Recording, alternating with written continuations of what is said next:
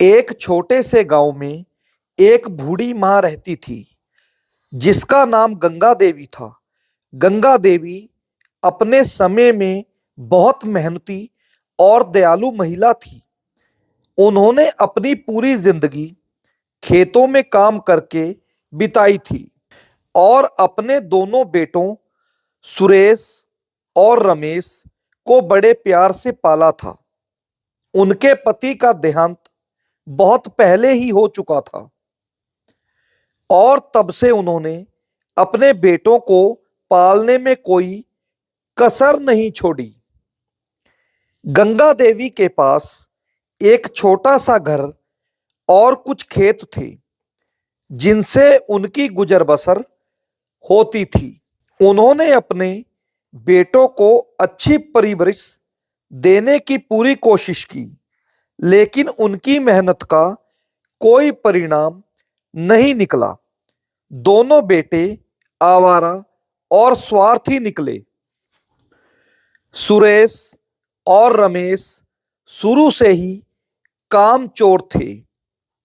जब उनकी उम्र पढ़ाई करने की थी, तब वे गांव के लड़कों के साथ खेलकूद और आवारागर्दी में लगे रहते।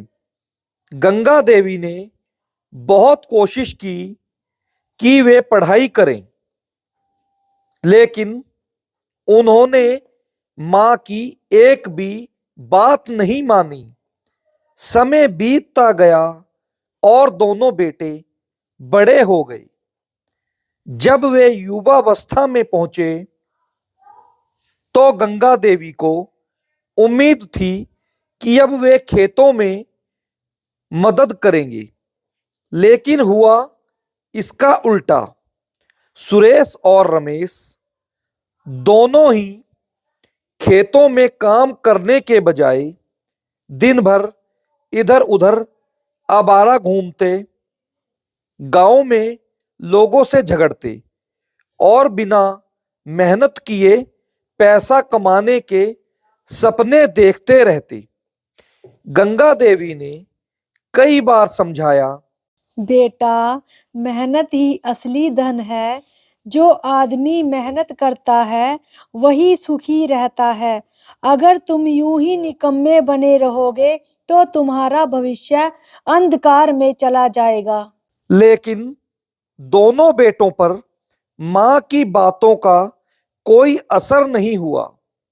वे सोचते थे उनकी मां के पास खेत हैं, घर हैं, तो उन्हें मेहनत करने की क्या जरूरत है। गंगा देवी बूढ़ी हो चुकी थी और अब उनके लिए खेतों में काम करना मुश्किल हो गया था। उन्होंने अपने बेटों से कहा, बेटा, अब मेरी उम्र हो गई है। मैं अकेले खेतों का काम नहीं कर सकती। तुम लोग थोड़ा संभाल लो।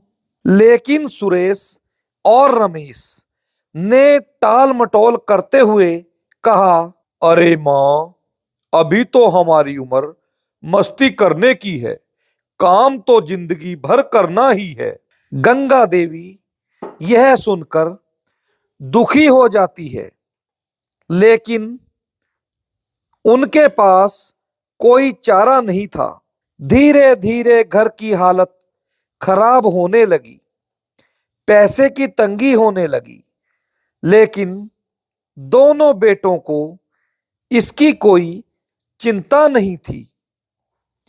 वे दिन भर इधर उधर घूमते, आवारा घूमते और जब घर में खाने के लिए कुछ नहीं बचता तो मां से झगड़ते। एक दिन सुरेश ने गुस्से में कहा, मां, तुम्हारे पास जो खेत हैं उन्हें बेच दो, हमें पैसों की जरूरत है। गंगा देवी चौंक गई, बोली, बेटा, खेत तुम्हारे पिता की निशानी है। ये ही हमारा दो रोटी का सहारा है। अगर इन्हें बेच दिया तो हम क्या करेंगे? लेकिन बेटों को इससे कोई फर्क नहीं पड़ा। उन्होंने जिद पकड़ ली कि खेत बेचकर उन्हें पैसा चाहिए। आखिरकार मां की मजबूरी देखकर उन्होंने खेत बेच दिए और खूब पैसा उड़ाया। खेतों के बिकने के बाद कुछ दिनों तक सुरेश और रमेश बहुत खुश थे। उन्होंने नए कपड़े खरीदे, दोस्तों के साथ दावतें उड़ाई, मौज मस्ती की और आराम से समय बिताया। लेकिन पैसा हमेशा के लिए नहीं रहता। धीरे धीरे उनकी ऐशो आराम की जिंदगी खत्म होने लगी।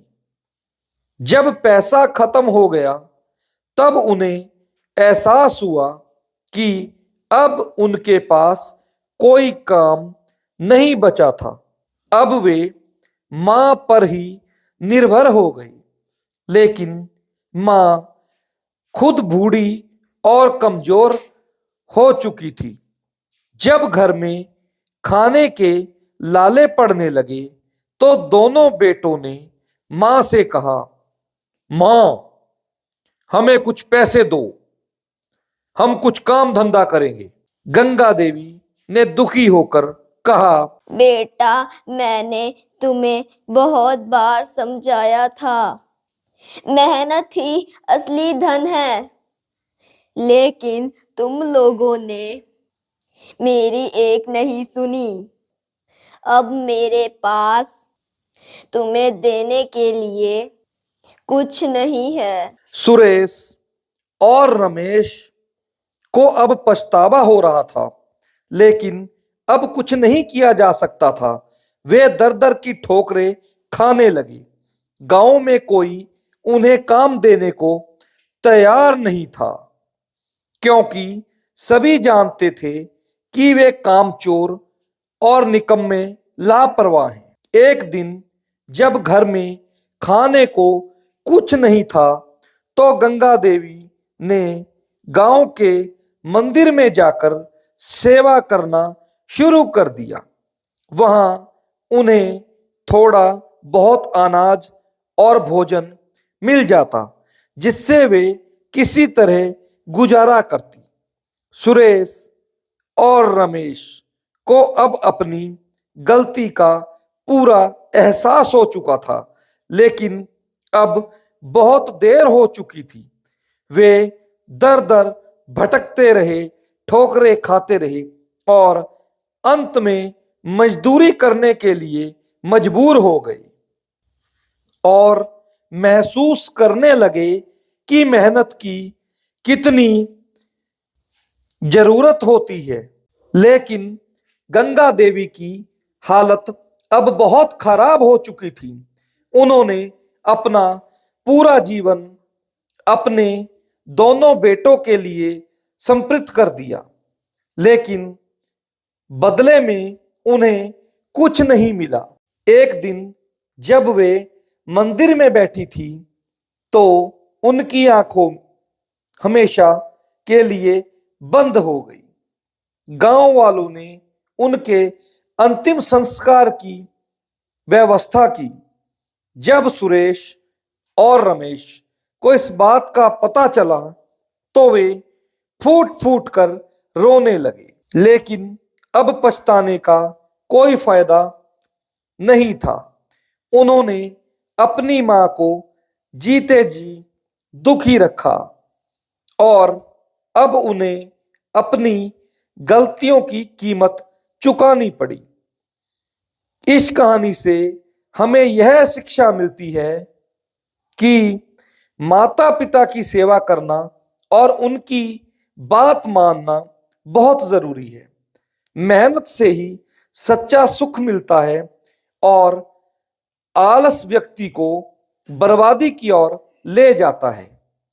जो संतान अपने माता पिता का सम्मान नहीं करती, उसे जीवन में बहुत बड़ा पश्चाताप करना पड़ता है।